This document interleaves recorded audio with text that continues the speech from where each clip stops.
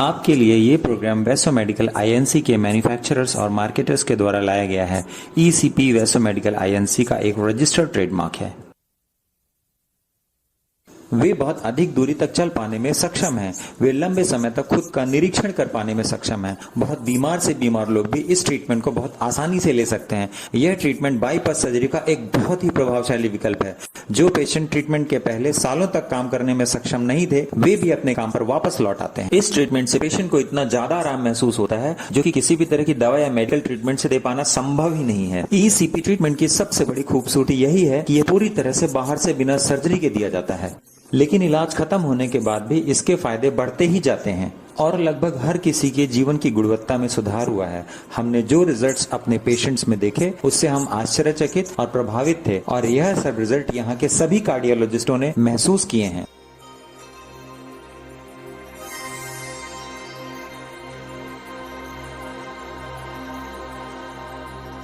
जैसा कि बताया जाता है कि ईसीपी अस्थमा और क्रॉनिक हार्ट डिजीज के लिए एक नया ट्रीटमेंट है, पर वास्तव में ईसीपी नया नहीं है। लेकिन ईसीपी का इतिहास वास्तव में 1950 और 60 के दशक का है।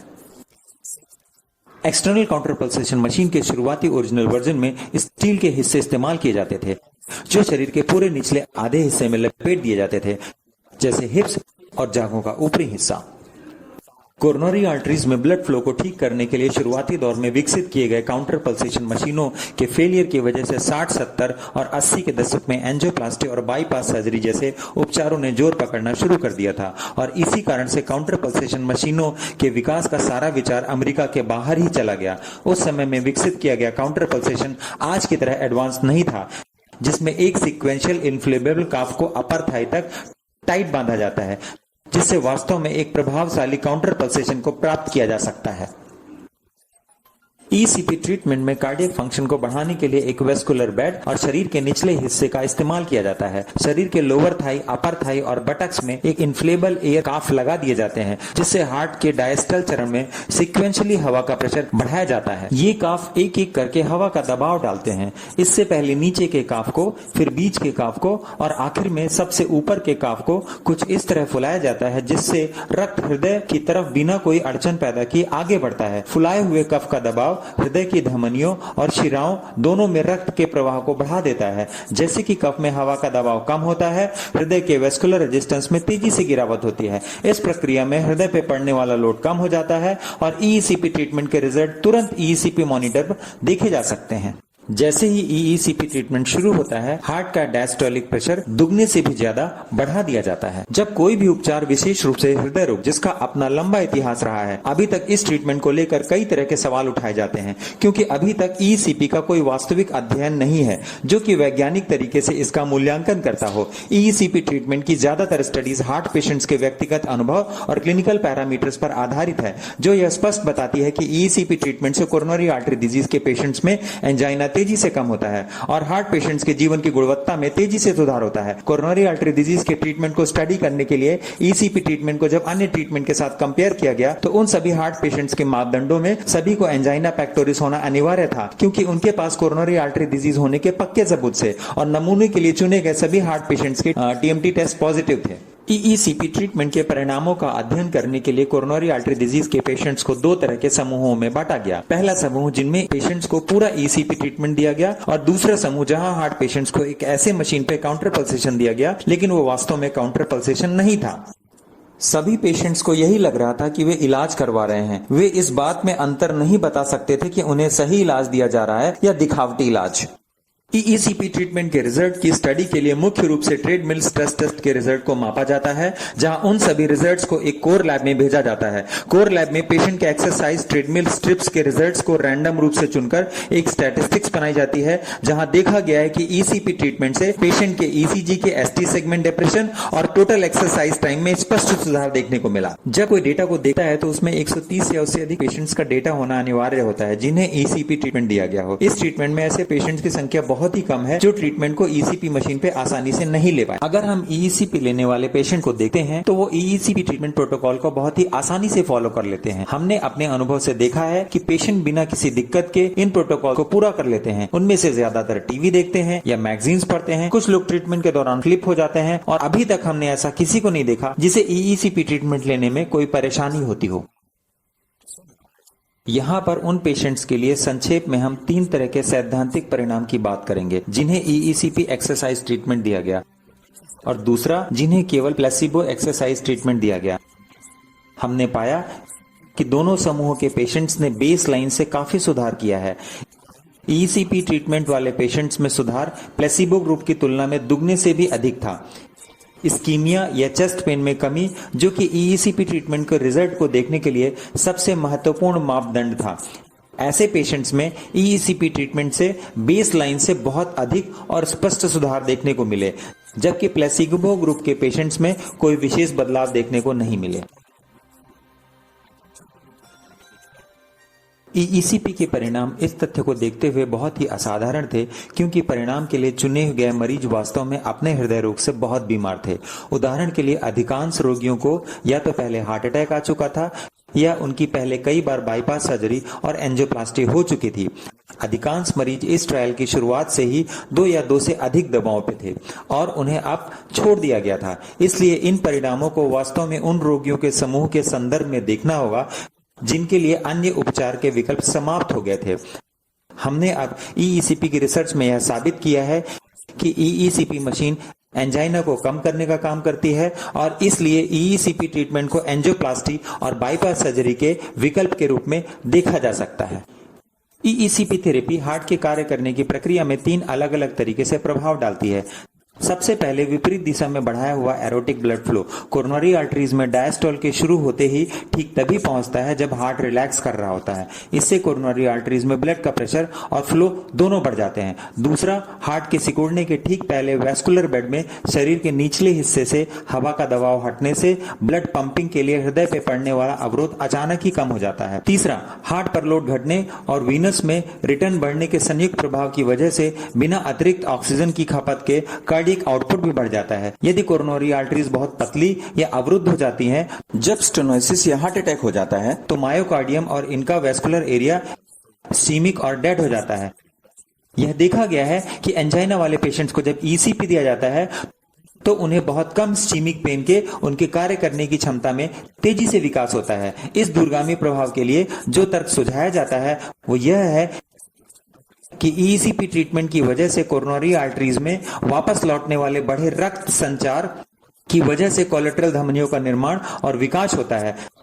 जब किसी कोरोनरी आर्टरीज में रक्त का संचार कम हो जाता है या अवरुद्ध हो जाता है, तब सामान्य ब्लड फ्लो वाले हार्ट के हिस्से P1 और कम ब्लड फ्लो वाले हिस्से P2 पर एक दबाव का अंतर पैदा हो जाता है। ईसीपी ट्रीटमेंट से हार्ट के डायस्टोलिक चरण में रक्त के दबाव को मरकरी के 150 मिलीमीटर या इससे ज्यादा तक बढ़ाया जाता है, जिससे वैस्कुलर एरिया में रक्त के दबाव का अंतर बढ़ जाता है। ये बढ़ा हुआ रक्त का दबाव का अंतर पूरे हार्ट के मायोकार्डियम टिश्यूज में कोलेटरल धमनियों के निर्माण और उनको चौड़ा करने के लिए जिम्मेदार होता है। इन सब से हार्ट को रक्त की आपूर्ति की समस्या खत्म हो जाती है और अच्छे परिणाम दिखने लगते हैं। मुझे लगता है कि ईसीपी ट्रीटमेंट से पेशेंट में शुरुआती फायदे इसलिए दिखने शुरू हो जाते हैं क्योंकि इससे हार्ट पे लोड घटता है, डायस्टोलिक फ्लो बढ़ता है, हार्ट की ब्लड पंप करने की क्षमता बढ़ जाती है और वीनस रिटर्न भी बढ़ जाता है। जब हम ऐसे पेशेंट्स की स्टडी करते हैं जो पहली बार ईसीपी ट्रीटमेंट ले रहे होते हैं तो उन्हें इतना फायदा कैसे होता है, अभी तक यह भी अच्छे से स्पष्ट नहीं हो पाया है। 35 घंटे का ईसीपी ट्रीटमेंट पूरा करने के बाद पेशेंट्स को बहुत अच्छा महसूस होता है। उनकी काम करने की क्षमता में सुधार होता है, वे पहले से ज्यादा चल पाते हैं, वे पहले से लंबे समय तक बिना किसी दर्द के काम कर पाते हैं और हम ये भी नहीं जानते कि ईसीपी ट्रीटमेंट पूरा करने के बाद भी इनके सुधार लंबे समय तक क्यों जारी रहते हैं। पर मुझे लगता है इन सब के पीछे एक रोचक तथ्य है जो अभी हाल ही के साइंटिफिक डेटा पर आधारित है। अभी हाल ही के अध्ययनों से पता चला है कि जब हम वैस्कुलर सिस्टम के एंडोथेलियम सेल्स में तनाव या खिंचाव देते हैं तो उनमें ग्रोथ फैक्टर या विकास शुरू हो जाता है। और यह भी देखा गया है कि यदि किसी कोरोनरी धमनी के बड़े हिस्से में यही ग्रोथ फैक्टर किसी भी तरीके से पैदा किया जाए, चाहे उसके लिए कोई प्रोटीन दिया जाए या कोई एंटीवायरल दवा जो वैस्कुलर सिस्टम के हर हिस्से में उस प्रोटीन को फैला दे, तो इससे एंजियोजेनेसिस तेजी से बढ़ जाता है। अगर सारी जानकारी के दोनों टुकड़ों को साथ में रखकर देखा जाए तो तार्किक रूप से यह स्पष्ट कहा जा सकता है कि वेस्कुलर सिस्टम में बड़े तनाव की वजह से डायस्टोलिक फ्लो में वृद्धि होती है और एंडोथेलियम सेल्स में ग्रोथ फैक्टर पैदा हो जाता है, जिससे एंजियोजेनेसिस की शुरुआत हो जाती है और कोलेटरल धमनियों का निर्माण और विकास शुरू हो जाता है।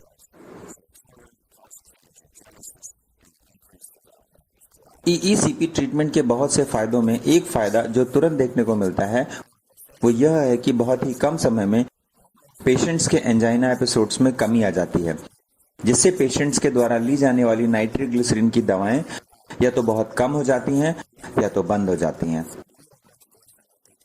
अपने स्वयं के अनुभव में मैंने देखा है कि 6 हफ्ते में ईईसीपी ट्रीटमेंट पूरा होने पर पेशेंट्स को बहुत कम एंजाइना होता है और इसके बाद भी एंजाइना में सुधार की प्रक्रिया कई महीनों तक जारी रहती है। ईईसीपी के लिटरेचर में ऐसा बहुत सा डाटा उपलब्ध है जो यह बताता है कि 35 घंटे के ईईसीपी ट्रीटमेंट के बाद इसका असर कम से कम 3 साल तक बना रहता है। इसके अलावा ईईसीपी ट्रीटमेंट हार्ट की बीमारी के कई तरह के पेशेंट को बहुत आसानी से दिया जा सकता है। ईईसीपी ट्रीटमेंट के लिए उम्र कोई सीमित कारक नहीं है। यह ऐसे पेशेंट्स को भी दिया जा सकता है जिनकी पहले एंजियोप्लास्टी या बाईपास सर्जरी हो चुकी है। ईईसीपी ट्रीटमेंट में उन पेशेंट्स के लिए बहुत अधिक संभावनाएं हैं जिन्हें डिफ्यूज कोरोनरी आर्टरी डिजीज है और जिनकी सर्जरी नहीं की जा सकती। ऐसे पेशेंट्स के ना तो बाईपास ग्राफ्ट लगाया जा सकता है और ना ही किसी बैलून या स्टेंट से ब्लॉकेज को खोला जा सकता है। ईईसीपी हृदय रोग के रोगियों के लिए उपचार में एक नया आयाम जोड़ता है। वास्तव में यह ना तो कोई सर्जरी है ना ही फार्माकोलॉजिकल है और अब ऐसे पेशेंट्स के लिए कई तरह के बिना सर्जरी वाले बहुत ही असरदार उपचार उपलब्ध हैं जो पहले कभी नहीं थे। अगर मैं खुद को ईईसीपी ट्रीटमेंट सर्विस देने वाले के रूप में देखूं तो ईसीपी ट्रीटमेंट की वजह से हार्ट पेशेंट्स में जिन्हें बहुत ज्यादा एंजाइना होता है और जो लोग चल भी नहीं पाते, ऐसे पेशेंट्स में इतना सुधार देखकर मैं बहुत प्रभावित हूं। मैंने ईईसीपी ट्रीटमेंट को अपनी प्रैक्टिस के लिए बहुत ही उपयोगी पाया है क्योंकि मैं उन्हें कुछ ऐसा दे पाता हूं जो उन्हें पहले कभी भी हार्ट की बीमारी के इलाज और एंजाइना के इलाज के लिए नहीं मिल पाया। तथ्य तो यही है कि यह ट्रीटमेंट बिना किसी सर्जरी के किया जाता है और इस ट्रीटमेंट के रिजल्ट इतने ज्यादा प्रभावशाली होती हैं कि इसे हार्ट सर्जरी के विकल्प के रूप में सीधे तौर पर इस्तेमाल किया जा सकता है, क्योंकि सर्जरी में बहुत ज्यादा रिस्क होता है। अगर हम निष्कर्ष की बात करें तो 35 घंटे का ट्रीटमेंट पूरा होने के बाद 80% से ज्यादा पेशेंट पहले की तुलना में बहुत ज्यादा चल पाने और काम कर पाने में सक्षम हो जाते हैं। हमने देखा है कि पेशेंट स्वयं में मुख्य रूप से यही अंतर देखते हैं कि बिना किसी दर्द के वो पहले की तुलना में कितना ज्यादा काम कर पाते हैं और कितना चल पाते हैं। हमने देखा है कि जिन हार्ट पेशेंट्स को ईसीपी ट्रीटमेंट दिया जाता है वो पहले से बहुत ज्यादा खुश रहते हैं क्योंकि वो पहले से अधिक काम कर पाते हैं। उन्हें एक ही जीवन मिला है जिसे वे बिना सीने में दर्द या तकलीफ के जी पाते हैं। वेसो मेडिकल इंक वेस्टबरी न्यूयॉर्क की एक चिकित्सा प्रौद्योगिकी कंपनी है जो इनोवेटिव और कॉस्ट इफेक्टिव कार्डियोवास्कुलर मशीनों के निर्माण और उनके व्यवसायीकरण के लिए समर्पित है। ईईसीपी वेसो मेडिकल इंक का एक रजिस्टर्ड ट्रेडमार्क है।